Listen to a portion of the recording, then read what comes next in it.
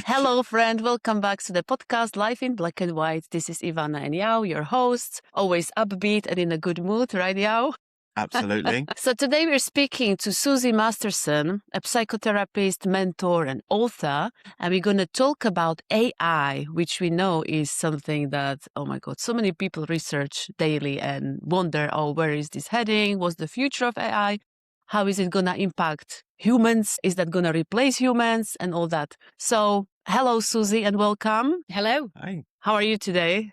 I'm very well, thanks. Good, good. So tell us a bit more about you and your work, please, before we dive in. So I am a BACP registered psychotherapist, and the BACP is the largest accrediting body in the UK for therapists. And the reason that I mention that is because when we're talking about AI, particularly in terms of people increasingly using it for mental health and relationship support, we're regulated. AI isn't. And that's just one of many challenges. I don't even want to say issues, but challenges that I think we need to be aware of in terms of the impact of our increasing use of AI. Right.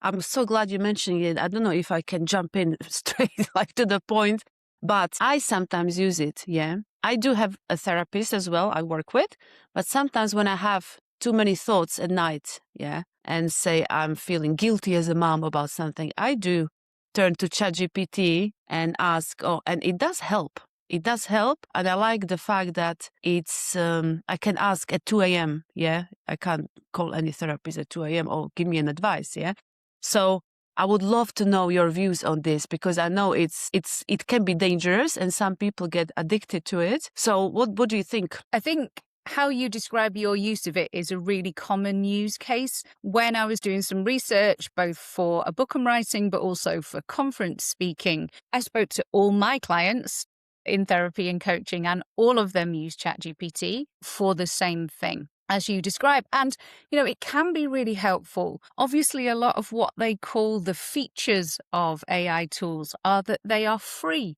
that they're always available and, completely accessible to some people who, unlike you and me, cannot engage with traditional forms of therapy. But those features are also kind of bugs, like software bugs, right? Where things that actually we need to be a little bit mindful of what the trade-offs are.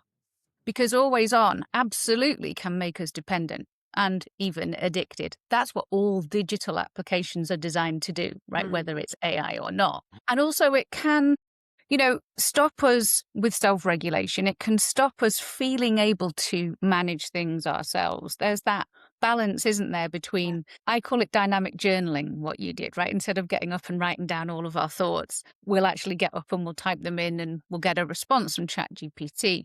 If that helps us in that horrible, example of being awake at 2 a.m., great. But what if we then start to just use it for everything? When I think having a break, having a gap, actually going through the painful emotions and the uncomfortable body sensations that come with feeling stressed out or struggling with our emotions, I think that's really important, because otherwise I think we lose a bit of contact with ourselves. Yeah, that's such a good point, actually. I don't want to do it anymore. I'm scared. And I never want to put anybody off, but that's so true, because it can become a default, and I don't want that. And before you realize it, you turn to it for everything.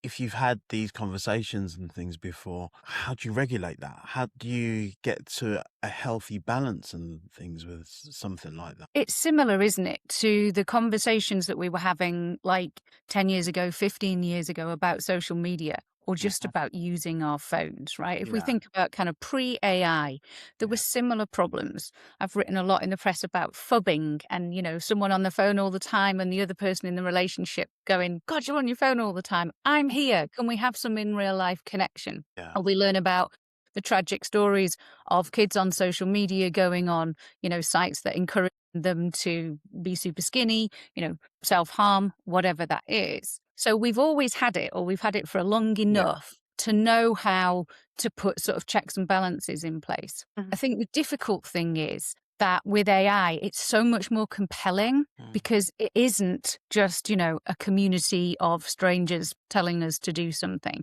It isn't just a post on TikTok.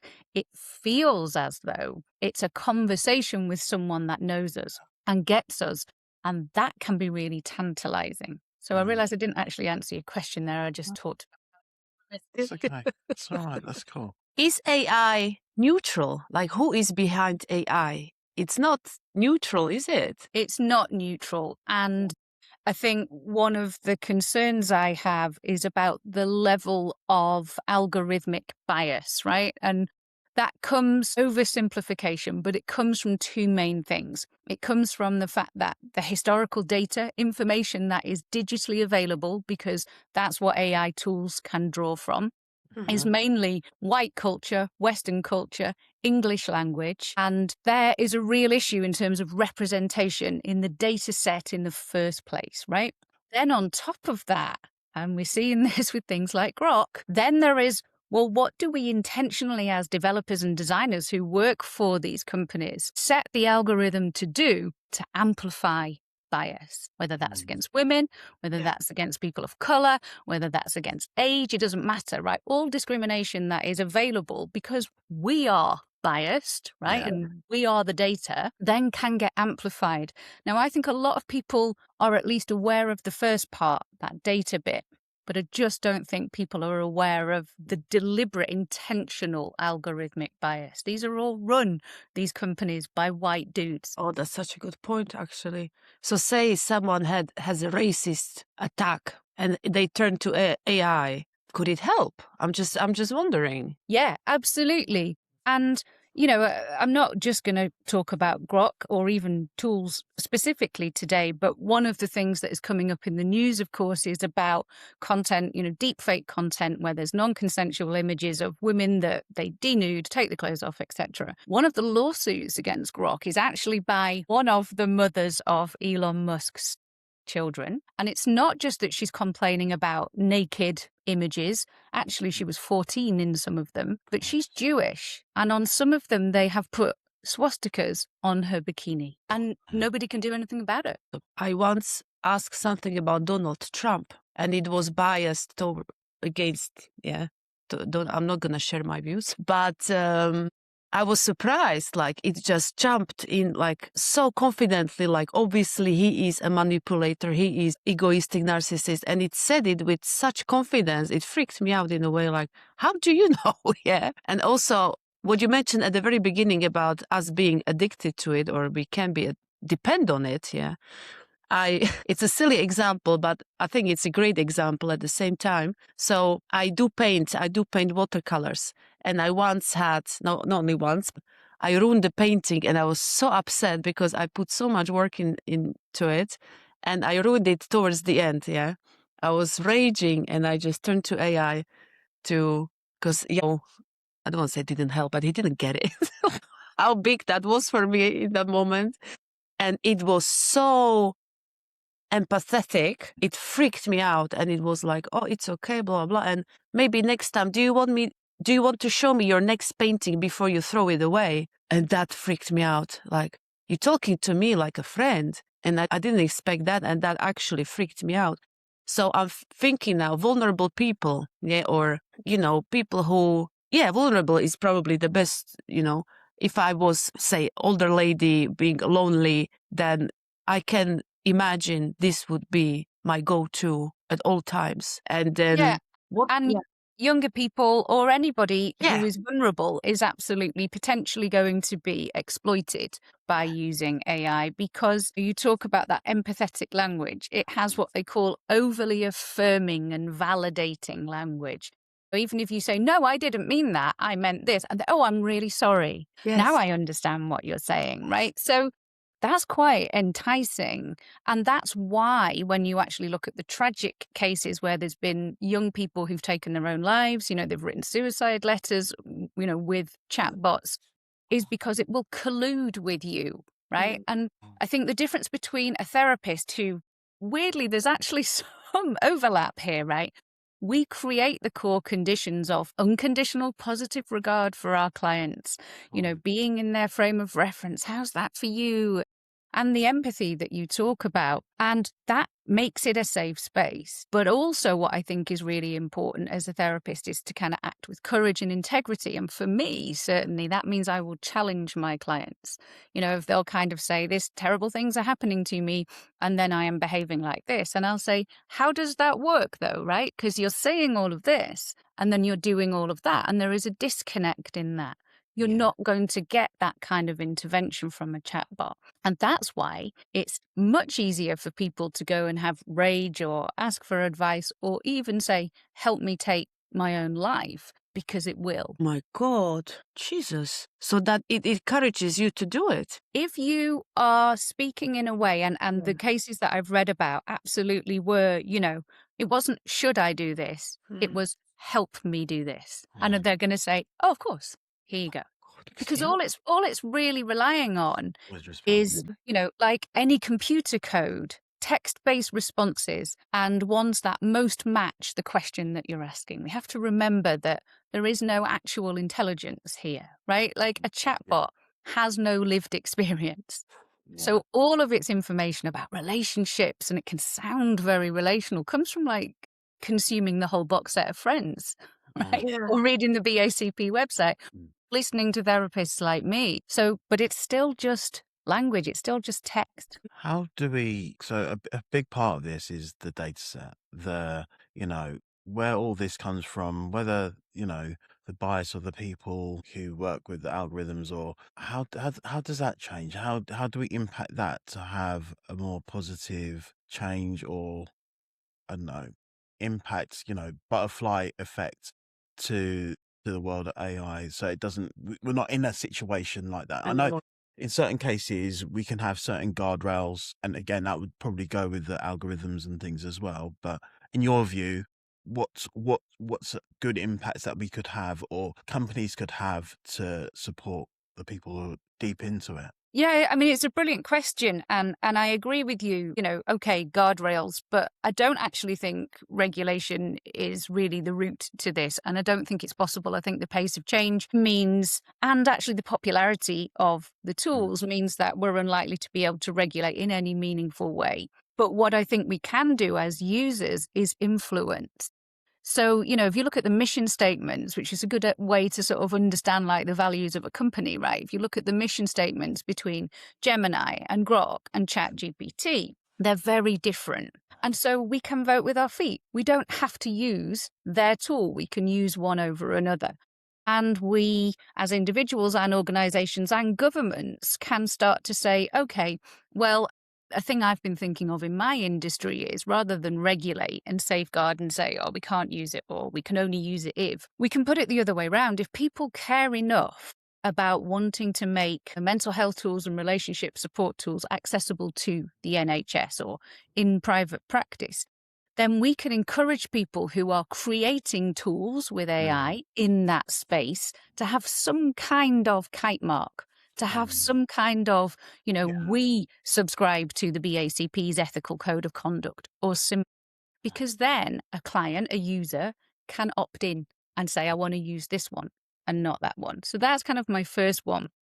But the more sort of general systemic stuff, and I've really kind of been revising my own view on this over time, is that, women, people of colour, people in the LGBTQ community, people who are disabled, people who are currently underrepresented, both in terms of the data and the algorithm, should use it more and challenge it and update the data on it. And I know that is on us. All of these things are on us to do. They're not on the companies to do.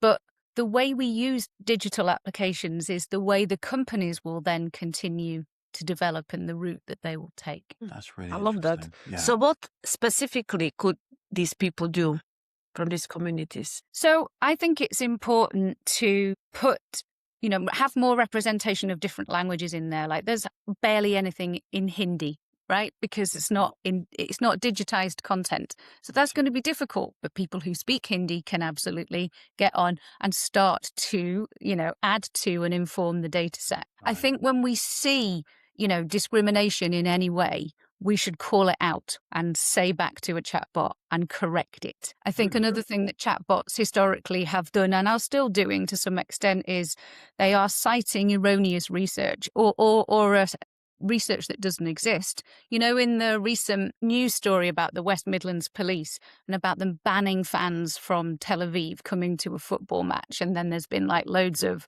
you know, kind of Jewish hate stories coming around associated with it. Well, they've just had to admit that the information they got, which they based their ban on, which was supposed to be a football match where the Tel Aviv fans had caused trouble before, didn't exist. There was no football match, right?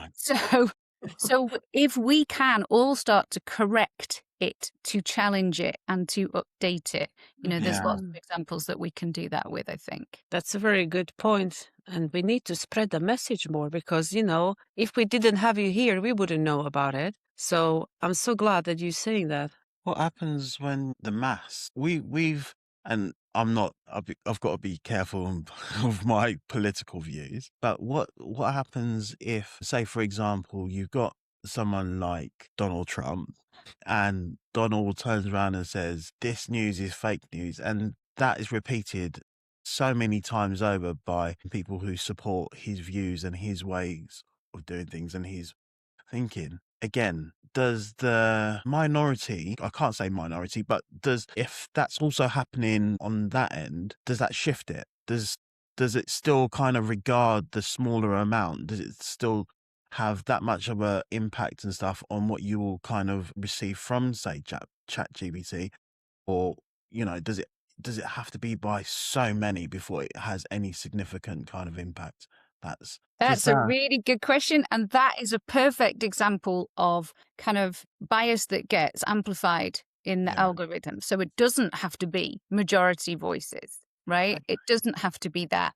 But of course, things go viral that are not representative of a majority opinion, right? So if a chatbot has the latest blow up, you know, the latest fake news kind of that has gone viral, then it is going to take that populist view. And that's the kind of way that it needs to be challenged. Because if something is popular in the media, remember that chatbots they are multimedia databases, right? It's video, it's audio, it's text.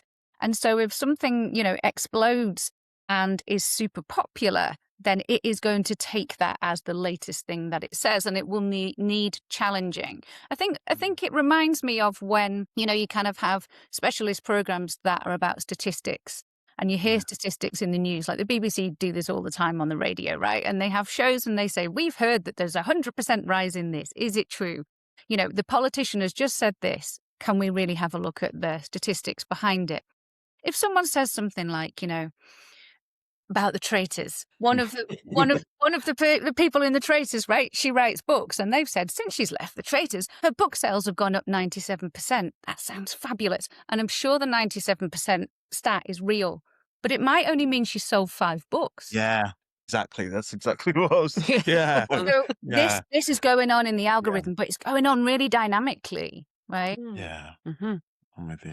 I know you're very passionate about talking about the impact of AI on women. So can we elaborate on that a bit more as well? Just because they're my client base, right? And, you know, they're the women whose lives I see that are impacted by it every day. I'm glad I had the chance to talk about how it's much wider than that, right? The bias and the discrimination. But yeah, for me, my passion project is to educate women, you know, both one-to-one in my therapy sessions, but also, you know, on pods like this, to alert them to how, you know, misogyny is kind of baked into chatbots, but also to understand things like it is becoming understandably much more popular now. Women are using chatbots more than men. Men were the early adopters. Now it's kind of, and it makes sense, right? We need more shortcuts. I call it the female load, other people call it, you know, the invisible load or the mental load from feminist principles. So we need more shortcuts. We need help. So we're going to go and we're going to use ChatGPT. And it feels at the time really helpful. But what we're doing, a bit like what we've been talking about today, is we are kind of enabling and reinforcing the algorithm, and really we want to challenge it a bit, because really terrible for women's health data.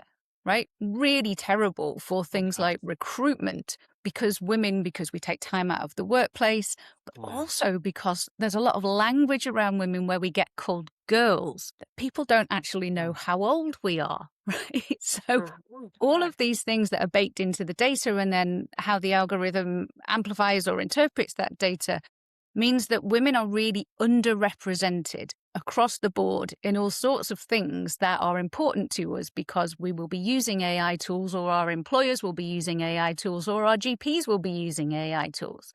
So we need to fill that gap. You're writing a book now on this subject, aren't you? I am. I'm writing a book called Female Loading, which is, a kind of play on words of the female load and the impact of that, but also the fact that, AI, something that needs updating, that, we need to reload it. We need to have an impact on it just as much as it's having an impact on us. And I want it to be balanced. I want to talk about in lots of spaces where it does detract from that mental load, but I want to add the kind of wider societal kind of general things that we've been talking about today to be careful about, because this quick fix, this quick access, this quick assistance, what are we doing by being the main consumers of that when we are not represented in it? Can I just quickly ask you, and I don't know, like from obviously your colleagues and the people, your clients and things as well, have you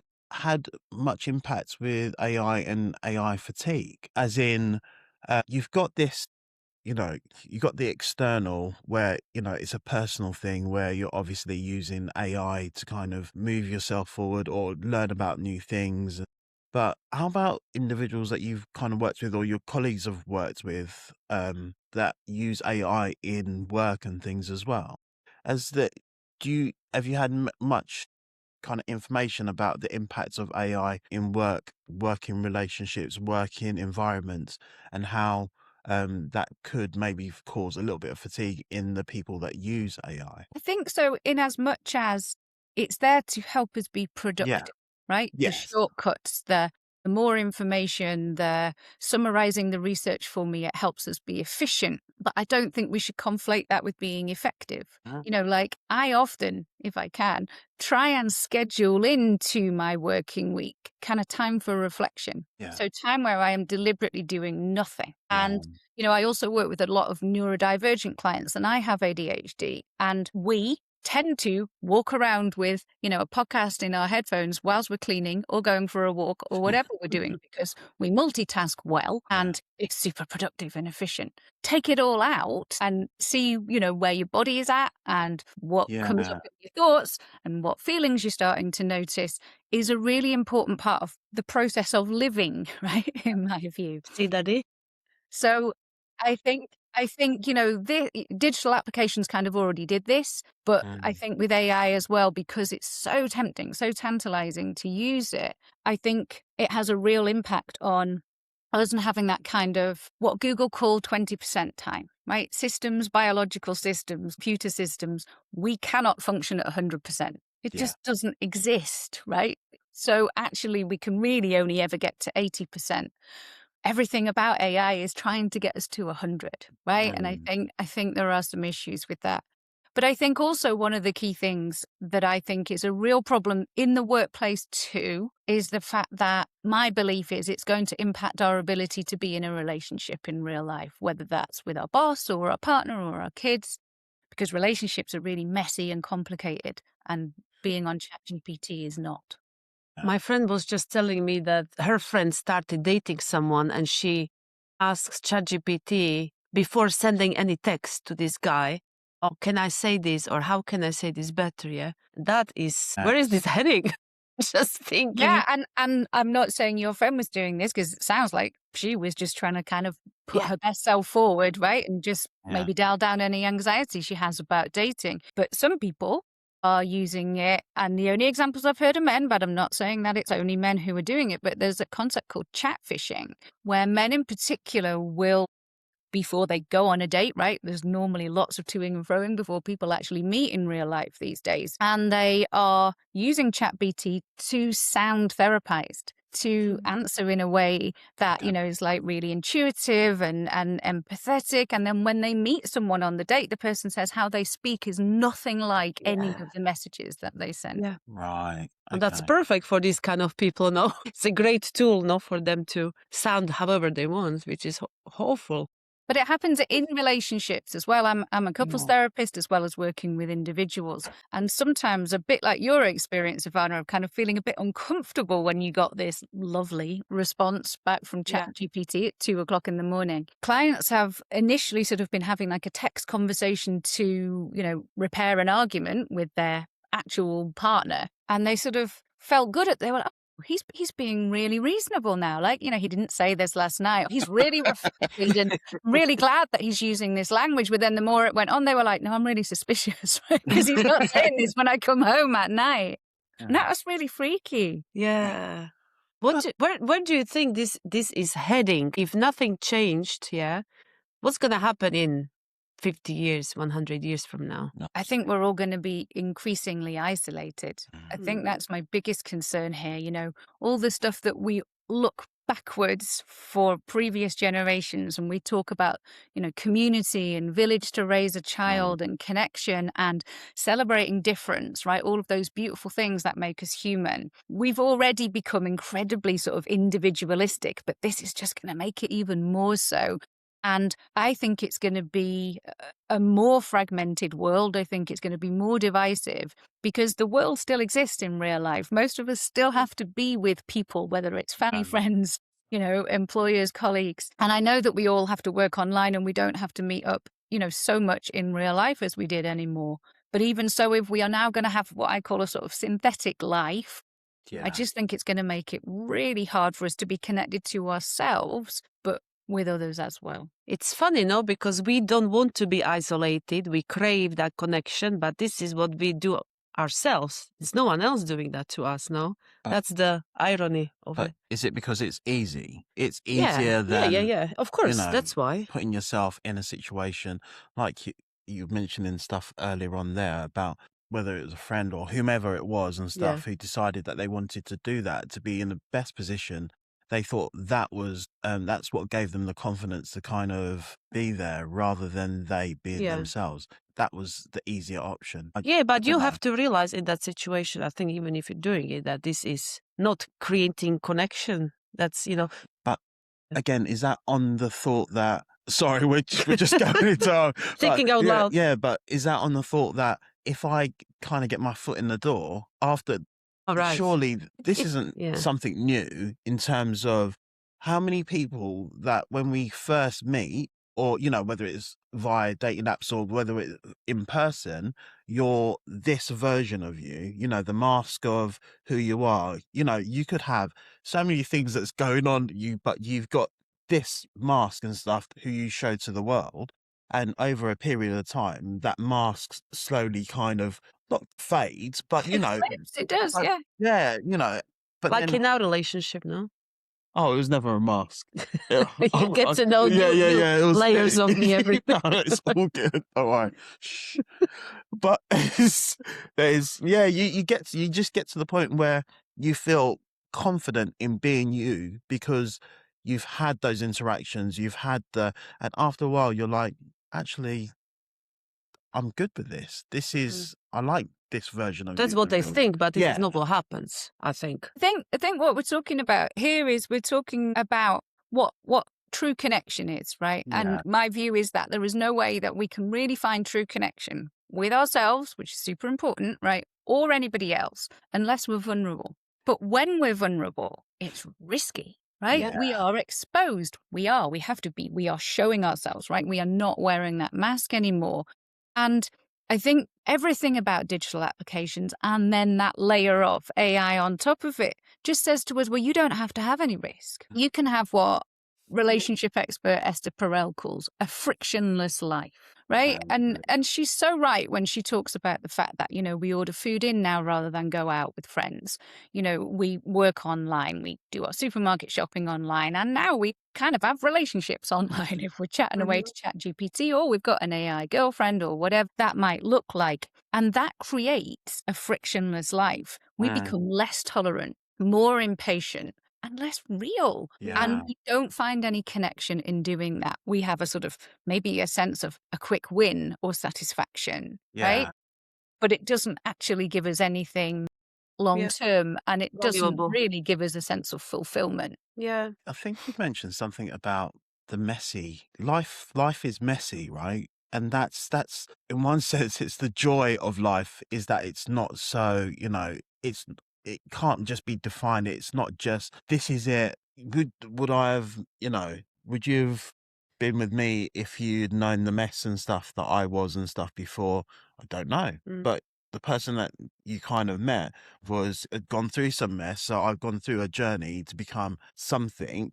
And you thought that was attractive. Well, I hope you thought it was attractive. If it's not, it's too late. We've got a podcast and we've got 3 kids and stuff. So, but It's too late. yeah, exactly. But I think that mess, I don't know. Sorry, I'm kind of That rambling. could be and Messi's things. slogan, not the football player. Life is messy. Life is messy. But Okay. I think there's Anyway.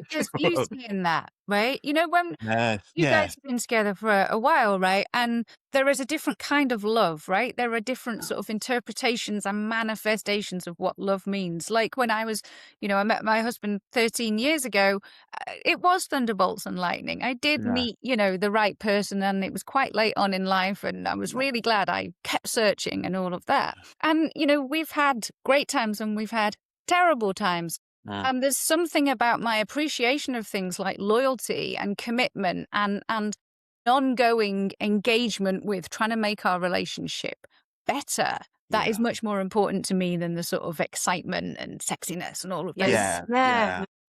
Right? But that novelty and the kind of constant, positive, effusive kind ofness that we get with AI, because it isn't alive, it doesn't have a Yeah. mind, the intelligence is just code, is really appealing to people, particularly people who find it difficult to look at their own stuff or find it difficult to be in relationship with somebody else.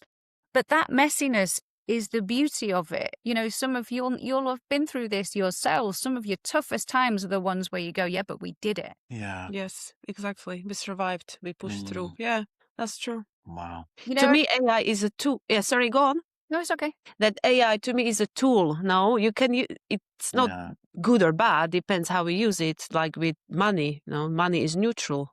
We can use it for the good or for bad. So, what do you think? What conversations would you say we need to have that we don't have right now? That's a brilliant question. I think we have to think about who owns the tech companies that have the biggest AI platforms, right? And we have to think about, just as we do when we vote, right? Even if we may be disillusioned with a current political party, or we don't even actually like the political party, what we might do is say, what do they stand for? What have they done in the past, right? What do we think their strategy or vision is? And if we do the same when we think about tech companies, I find it almost laughable that we in my industry are having a conversation about regulation, not regulation. Are you an accredited therapist or not? It's voluntary. Anybody can use that title. It is all important, right? It is all important. But hang on, like my clients and people who are not my clients are using AI owned by a tech company, owned by an American tech bro, and they aren't questioning, right, the ethics of that and the safety of that. And so I think I want people to consider that more, to your point, Ivana, like, what am I using it for? How is it affecting me when I use it? And what are the kind of, for me, what are the pros and cons of that? Because in life, everything we do is a trade-off. There is no good and bad. There is no, this decision was perfect for me. I made this decision and these bits weren't so good and, but on balance, it was the right thing for me at that time. I think we need to be considering the trade-offs more of our own use of AI tools. I was just about to say, how do we position ourselves we were saying before about how sometimes going through the journey of life is about understanding the messiness.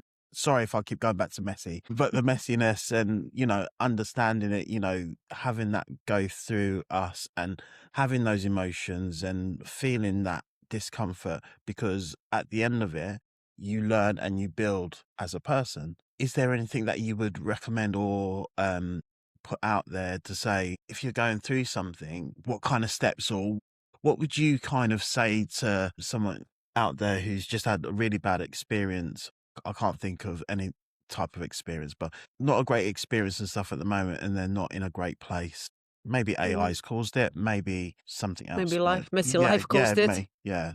Sorry. Yeah. How vague is that? No, well, I mean, let's say that someone's been through, because we can do some comparisons with how people use AI for this, right? Yeah. Let's say that someone's just come out of a really messy relationship, Yeah. and they might call it toxic, and they might find that going on to ChatGPT and talking about that and learning a bit about their attachment styles and learning a bit about their patterns of relating and responding, they might find that helps them process, right, how they feel. I'm all for that, but as one tool, right, as one intervention, one way of dealing with the aftermath of a breakup. Because the other thing that we really need to do that people talk about so little, unless we're talking about trauma, is how are we feeling in our bodies? We process every emotion, we experience every emotion in our bodies.